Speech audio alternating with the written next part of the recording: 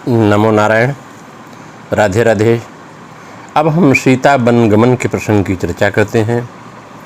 भगवती पराम्बा जगदम्बा सीता को अयोध्यापुरी से निकाल देते हैं प्रभु। लक्ष्मण जंगल में छोड़ देते हैं उन्हें। जानकी जी माँ गंगा के तट पर जाती हैं। फिर उन्हें चिंतन होता है कि मेरे कोख में रघुकुल का भगवान श्री राम का एक अंश पड़ा हुआ है, ये जन्म लेगा। ज्योतिषियों ने मुझे जुड़वा बच्चे की बात बताई है। ये सब बातें उनके दिमाग में आती हैं। चिंतन करती हैं माँ सिया जी कि ज्योतिषियों ने कहा था कभी सुत तेरे सिया जुड़वा जन्मेंगे, किंतु किसी ने बताया नहीं बपुरे भर जीवन ताने सहेंगे। दूध की धोई अयोध्या हुई, अब चैन से कौशलवासी रहेंगे। माई हमारी कलंकिनी थी, जब पूत सुनेंगे मुझे क्या कहेंगे। ज्योतिषियों ने कहा था मुझसे कि हे सीते तुम्हें जुड़वा पुत्र जन्म होंगे, लेकिन मुझे किसी ने नहीं बताया कि तेरे बालकों को ताना सहना पड़ेगा कि तेरी माता दूध की धुई अयोध्या हो गई, तेरी माता कलंकिनी थी इसलिए अयोध्या से निकाली गई, मेरे बेटों को यह ताना सहना पड़ेगा। यह बात सोच सोच करके सिया जी मन ही मन दुखित होती हैं। हाय बिना अपराध के ही मुख कालिख पोत लिया करते हैं, और ताने सुना करते फिर भी नहीं बोलते वोट सिया करते हैं। गर्भ में आते ही हीनता की एक चादर ओढ़ लिया करते हैं, पूत कलंकिनी के नहीं गर्व से, पूत कलंकिनी की नहीं गर्व से छाती उतान किया करते हैं।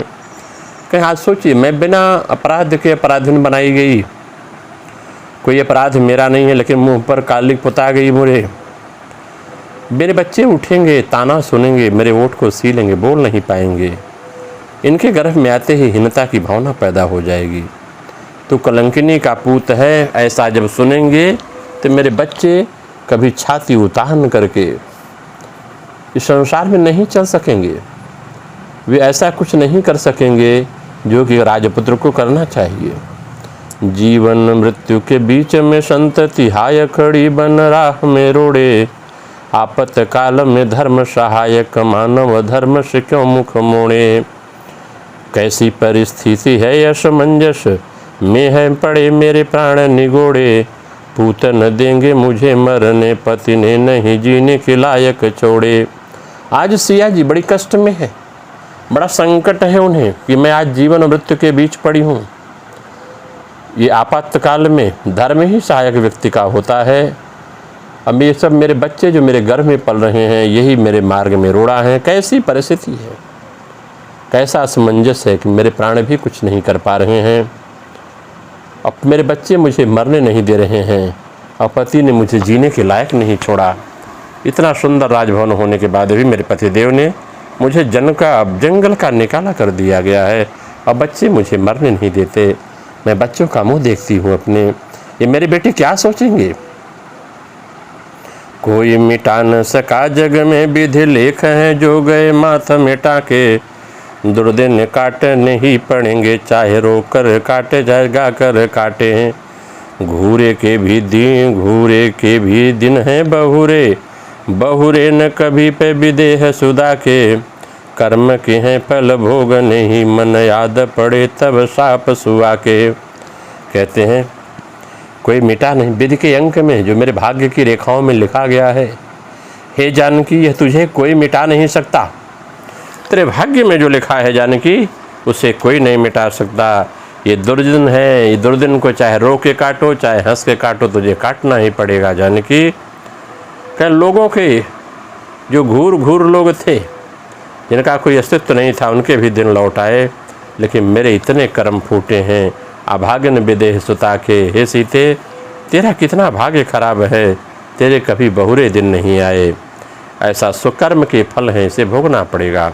यह जब याद हुआ तो शुका का जो साप था सुग्गा सुग्गी का, वह साप ने सुनाई दिया। कहते हैं एक बार की बात है, कथा आती है कि परम सुंदरी सीता एक दिन अपने सखियों के साथ अपने पिता महाराज जनक के जंगल में खेल रही थी, उद्यान में खेल रही थी। वहाँ सुग्गा पक्षी का एक जोड़ा वह खेलते खेलते आ गया, बड़ा सुंदर था। वे दोनों यह कह रहे थे कि पृथ्वी पर श्री राम नाम के प्रसिद्ध एक सुंदर राजा होंगे, उनकी महारानी सीता नाम से विख्यात होंगी। श्री रामचंद्र जी बड़े बुद्धिमान और बलवान होंगे, समस्त राजाओं को अपने वश में करके सीता के साथ 11,000 वर्ष तक राज्य करेंगे। धन्य है यह जानकी देवी, धन्य है श्री राम, जो एक दूसरे को प्राप्त होकर इस पृथ्वी का आनंद पूर्वक विहार करेंगे। जब सुख के जो तोता था, तोता तोती जो सुख सुखी के मुंह से ऐसी बातें सुनकर सीता जी ने सोचा कि ये दोनों मेरे ही जीवन की मनोहर कथा गा रहे हैं, क्यों न इन्हें पकड़कर सभी बातें पूछूं। यह सोचकर उन्होंने सखियों से कहा कि इन्हें पकड़ लाओ, यह पक्षियों का जोड़ा बड़ा सुंदर है, तुम लोग चुपके से इसे पकड़ लाओ। सखियों ने उसे पकड़कर सीता जी को अर्पण कर दिया।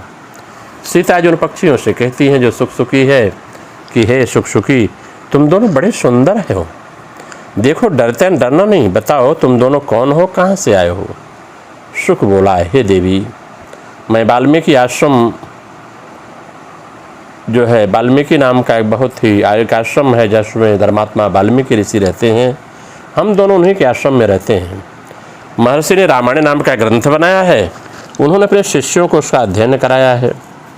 स्वयं महर्षि प्रतिदिन रामायण के पद्मों का चिंतन करते रहते हैं और हम लोग आश्रम में बैठकर उनकी इस कथा को सुनते रहते हैं और सुनते सुनते उसे याद कर लिया है। राम और सीता के संबंध में उस कथा को हम बताते हैं, तुम ध्यान से सुनो। महर्षि श्रृंगी ऋषि के द्वारा जब पुत्र यज्ञ कराया जाएगा, उसके प्रभाव से भगवान विष्णु राम लक्ष्मण भरत शत्रुघ्न 4 शरीर धारण करके अयोध्या नरेश चक्रवर्ती महाराज दशरथ के पुत्र होकर अवतरित होंगे। भगवान श्री राम विश्वामित्र के साथ भाई लक्ष्मण सहित हाथ में धनुष ले मिथिला पधारेंगे। वहाँ धनुष यज्ञ में शिव पिनाक को तोड़कर सीता को अपनी धर्मपत्नी के रूप में ग्रहण करेंगे। फिर उन्हीं के साथ श्री रामचंद्र जी अपने विशाल साम्राज्य का पालन करेंगे। ये तथा बहुत बातों की बातें वहाँ करते हैं, इस समय रहते हैं। हमारे सुनने में यही बात आई, सुंदरी हे सीते, सुख सुखी कहते हैं हमने तुम्हें सब बता दिया, अब हमें जाने दो। सीता ने और भी कई बातें पूछी, सभी का उत्तर देने के पश्चात जब पक्षियों ने सीता के पास से जाना चाहा तो सीता ने उन्हें जाने नहीं दिया। उन्होंने कहा, मेरे मन को लुभाने वाले श्री राम जब यहाँ आकर मुझे स्वीकार कर लेंगे तब मैं तुम्हें मुक्त कर दूंगी, अन्यथा नहीं, क्योंकि तुमने अपने वचनों से मेरे मन में लोभ पैदा कर दिया है। अब तुम दोनों इच्छा अनुसार विहार करते हुए मेरे पास सुख से रहो और मीठे मीठे प्रसाद का ग्रहण करो, फलों को खाओ इस वन में। शुक्री ने कहा, सीते हम वन के पक्षी हैं, वृक्षों पे रहते हैं, आकाश से विचरते हैं, हमें तुम्हारे घर में सुख नहीं मिलेगा और इस समय मैं गर्भिणी हूँ, अपने स्थान पर जाकर बच्चा पैदा करूँगी, उसके पश्चात तुम्हारे पास आ सकती हूँ। उसके ऐसा कहने पर भी सीता ने उसे मुक्त नहीं किया। तब शुक्र ने अति विनीत वाणी से कहा, सीता मेरी सुंदरी भार्या को तुम क्यों रख रही हो? शोभने यह गर्भिणी है, यह सदा मेरे मन में बसी रहती है, जब यह बच्चों को जन्म दे लेगी तब मैं इसे लेकर फिर तुम्हारे पास आ जाऊंगा। सीता जी ने कहा, शुक्र तुम आराम से जा सकते हो, मगर तुम्हारी यह भार्या मेरी प्रिया करने वाली है, मैं इसे अपने पास बड़े सुख से रखूंगी। शुक तोते ने बड़ा प्रयास किया, विनती की, पर सीता जी ने उसका कोई प्रभाव नहीं पड़ा। तब शुक्री ने क्रोध था सुख से होने वाले वियोग जन दुख से व्याकुल होकर सीता को शाप दे दिया गया, अरे जिस प्रकार तू मुझे इस समय मेरे पति से विलग कर रही है, उसी प्रकार गर्भिणी अवस्था में श्री राम जी तेरा त्याग कर देंगे। ऐसा कहकर वह मर गई। मरते समय उसने श्री राम नाम का उच्चारण किया। अपने मृत सुखी को देखकर शुक अत्यंत दुखी हो गया। उसने भी क्रोध से सीता से कहा कि मैं मनुष्यों से भरी राम की नगरी अयोध्या में जन्म लूँगा तथा मेरे द्वारा लगाए गए लांछन के उद्वेग में आकर श्री राम जी तेरा त्याग कर देंगे। सीते तू जो ये घन कर रही मेरी पत्नी चली गई। इस प्रकार सीता को वो श्राप याद आ गया। तो भूमि की नंदिनी भूमि का भार लिए रवि वंश के पार जड़ी हो, श्रापित धर्म तुम्ही से सिया तुम धर्म ध्वजा को संभाल खड़ी हो। राम की रामता चूक गई तुम, सीय की सीयता धारयड़ी हो। वे बड़े बाप के बेटे बड़े नहीं, तू बड़े बाप की बेटी बड़ी हो। कहते हैं भूमि नंदिनी, हे पृथ्वी नंदिनी, जो भूगर्भ से पैदा हुई, आज तुम रघुवंश के लिए तैयार हो। शापित जो धर्म है ये तुम्हें अपने लिए प्राप्त किया है, लेकिन शापित होने के बाद भी तुम धर्म ध्वजा को संभाले खड़ी हो। राम अपनी रामता से चूक गए, लेकिन सिया तो अपनी सीता पर पड़ी हो, जिद नहीं कर रही। भगवान के आदेश का पालन करने के लिए तो जंगल में जा रही है। इसलिए राम जी बड़े नहीं, आज सीता बड़ी हैं। जनक दुलारी जनक नंदिनी बड़ी हैं, राम जी बड़े नहीं हैं। क्या समझेगी भला दुनिया जब राम ही लोक की लीक मिटाए। राजस धर्म निभाए परंतु नरंचक दंपति धर्म निभाए। साथ रहे सुख में दुख में पति और पत्नी यह भेद बताए। राम के संग गई बन तू, अब तू बन आई तो राम न आए।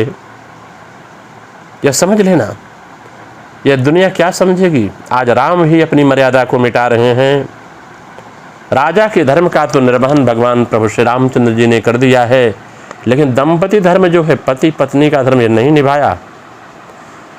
शपथ लिया था 7 फेरे के समय कि सुख और दुख में पति और पत्नी एक दूसरे का साथ देंगे, एक दूसरे का साथ कभी नहीं छोड़ेंगे। चाहे सुख आवे चाहे दुख आवे, पत्नी से कभी पति अलग नहीं होता और पत्नी से कभी पति अलग नहीं होता और पति से कभी पत्नी अलग नहीं होती। जब भगवान राम जंगल गए तो तू सिया उसके साथ चली गई थी, लेकिन आज तू बनाई है, क्या राम तेरे साथ बन को आए, क्या जंगल में निकले। राम वहीं राज्य के सुख को भोग रहे हैं, वे जंगल क्यों नहीं आए। आज तेरा वनवास हुआ। तो आगे सीता सोचती हैं कि आशा लगाए रहा जग राम से, पाप की भीत सभी ढह जाएगी। शापित नारी तरी तो प्रतिव्रता की महिमा नभ में न समाएगी। किंतु निहार तुभे अब राम से, मांगने कोई नहीं कन जाएगी। ऐसी ही जो करनी रहेगी तो सती तिरिया पतरा बन जाएगी। कहते हैं जो आशा लगाए थे, पाप पुण्य के निर्णय करने वाले भगवान श्री राम हैं। ऐसे राम क्या कर रहे हैं। शापित नारी को तरा है, पतिव्रता की महिमा जो उन्होंने सिद्ध किया था, अहिल्या का उद्धार किया, किंतु तेरे तरफ प्रभु ने एक तरफ नहीं, एक तिनका भी नहीं निहारा सीते। ऐसी ही अगर करनी रह गई तो सारी पतिव्रता नारियां एक दिन पत्थर बन जाएंगी। निर्णय तो उस काल में ही हुआ, तूने कहा जब अग्नि बुझा जा। पारस का अपना गुण है, कभी लौह कहे नहीं स्वर्ण बना जा। राम दिखाई पड़ेंगे मुझे यदि, तो कह दूंगी बजा कर बाजा। दंड विधा किसी और को सौंप दे, केवल आप बने रहे राजा। कहते निर्णय तो उस समय हो गया था जब आपने कहा था अग्नि बुझ जा। लोहे को कभी सोना नहीं बना सकती अग्नि, पारस का गुण है लोहे को सोना बनाना, और का गुण नहीं है। अग्नि महारानी कहती है अगर कभी दिखाई दिए राम तो मैं राम से कह दूंगी कि हे राम, तो दंड का विधान जो नीति शास्त्र है, नीति निर्णय तेरे बस का नहीं है राम, ये तू किसी और को सौंप दे, केवल तू राजा बन के रह, दंड विधान तेरे बस का नहीं है। राम तो राम बने हुए हैं, उनमें त्रुटियां कोई पाता नहीं है।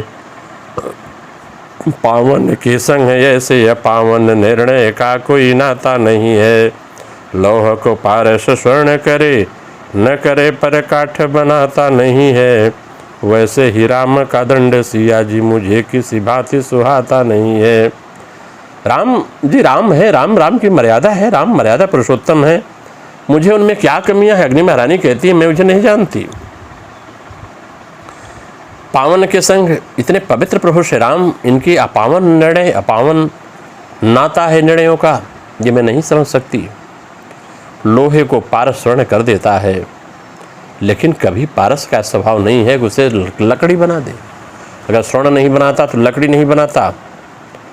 वैसे ही राम जी सिया को नहीं मानते, लेकिन जो जंगल निकाला कर दिया है सिया जी को, ये अच्छा मुझे नहीं लगता है। ऐसा करके अग्नि महारानी पछताती हैं। आगे की चर्चा में कवि कहते हैं, सिंह तथा गज राम के राज में निर्भय संघ सुना रहते हैं।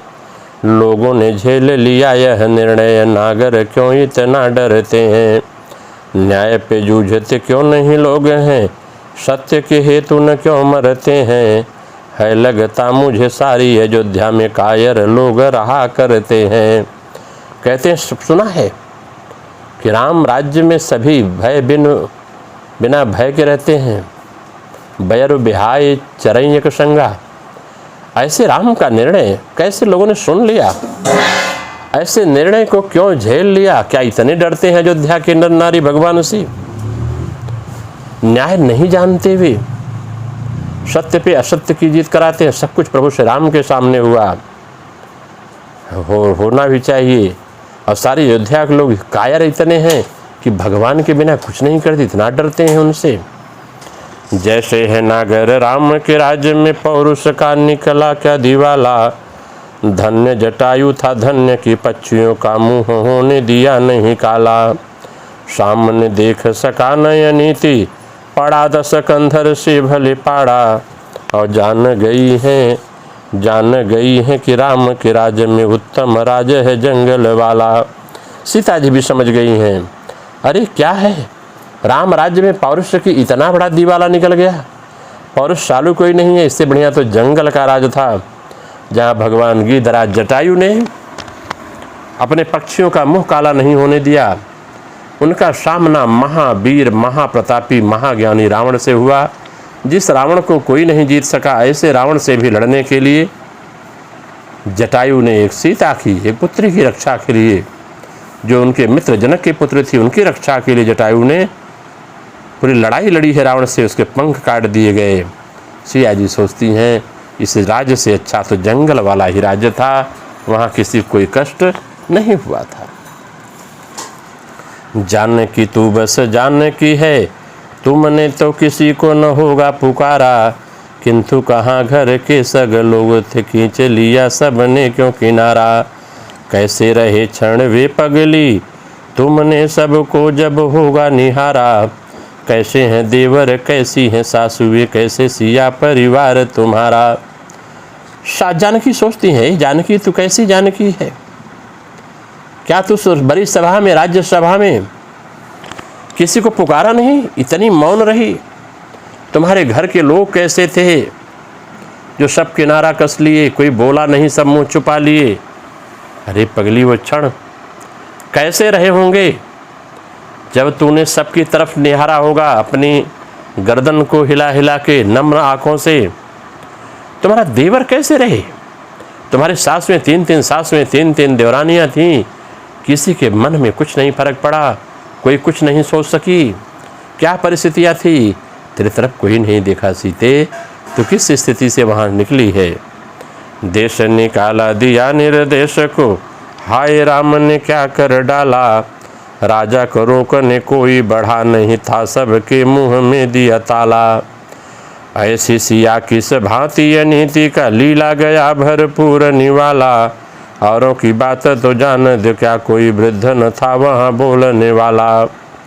अरे ये जानकी, हे सीए, एक निर्दोष को उस देश से निकाल दिया गया। कोई ज्ञानी नहीं था, कोई महापुरुष नहीं था, महाराज वृद्ध, वशिष्ठ भी नहीं थे, कोई ऐसा नहीं था, सबके मुंह पे ताले लगे हुए थे। कोई ऐसा नहीं था जो राजा को बढ़ के रोक ले। मंत्री सुमंत कहाँ थे उस समय, कोई नहीं बचा। ये अनीति इतना हुआ सिया के साथ। हे अयोध्यावासी, ऐसा कोई भी नहीं दिखाई दिया जो कि इस लीला को भरपूर रोक सके। औरों की बात जाने दीजिए, कोई बुजुर्ग भी नहीं था, सास तो माता नहीं थी, उसमें कोई प्रजा भी ऐसी नहीं थी जो भगवान राम को रोक सके। वो राम की नीति कहाँ है, जिसे कहा गया कि जौवनी तिक छुभाखों भाई, तौ मुहि बर जो भय बिसराई। ये सब कहाँ गए थे, कहाँ चले गए। तू भले मौन रही पगली, पर जान दो मती है हमारा। जन तथा फिर जान रहा, फिर जानेगा ये जगती तल सारा। हो रवि राम भले रवि वंश के, किंतु न पाप का डूबा सितारा। रावण पापी तो मारा गया, पर पाप कहाँ अभी पुण्य से हारा। कहते अरे पगली, तू भले न बोले लेकिन मेरा मत है। कभी कहते हैं मैं नहीं, ये सारा संसार जानेगा, सारे संसार में चर्चा होगी। राम भले राम वंश के हैं, रवि वंश के हैं, लेकिन रवि वंश का जो पाप का सितारा है भी डूबा नहीं है। रावण पापी को भले मार डाला है प्रभु श्री राम ने, लेकिन अभी पाप पुण्य से हारा नहीं है, अभी पाप ही तो बढ़ रहा है। राम हो कि रावण हो, बलि चाहे बावन हो, यश यप यश शेष दुनिया में रहेंगे। जब जब चर्चा चलेगी रघुनाथ जी की, सिया तेरी महिमा में तृण सम बहेंगे। आगे आगे राम सदा पीछे पीछे सिया चली, किंतु जब सिए आगे राम पीछे रहेंगे। राम सीता कोई न कहेगा, अब लोग सीताराम सीताराम सीताराम कहेंगे। कहते हैं हे जानकी, चाहे राम हो, चाहे रावण हो, चाहे बलि हो, चाहे भगवान वामन हो, यश और अपयश की चर्चा पूरी सृष्टि में होगी कि राम ऐसे थे यशी, रावण ऐसे था अपयशी, बलि ने इतना बड़ा दान किया, वामन भगवान ने ले लिया। यश अपयश की चर्चा चलती रहेगी युगों युगों। लेकिन जब जब चर्चा रघुनाथ जी की चलेगी तो हे सिया, तेरे भक्ति के आगे, तेरी शक्ति के आगे, तेरे साहस धैर्य के आगे, जैसे घास पानी में बह जाती है, नदियों की धार में बह जाती है, जल की धारा में बह जाती है, भगवान श्री रामचंद्र जी की महिमा उस धारा में बह जाएगी। आगे आगे राम चले हैं, सिया जी पूरे जीवन काल राम के पीछे चली हैं, किंतु अब हे सीते, अब तू आगे चलेगी, राम पीछे पीछे चलेंगे। अब कोई राम सीता नहीं कहेगा, जिसे कहना होगा लोग सीताराम सीताराम सीताराम कहेंगे। हे सिया जानकी, तुम्हारी जय हो, तुम्हारे इतने धैर्य की जय हो, करुणा की जय हो, प्रसाद की जय हो। नमो नारायण। राधे राधे।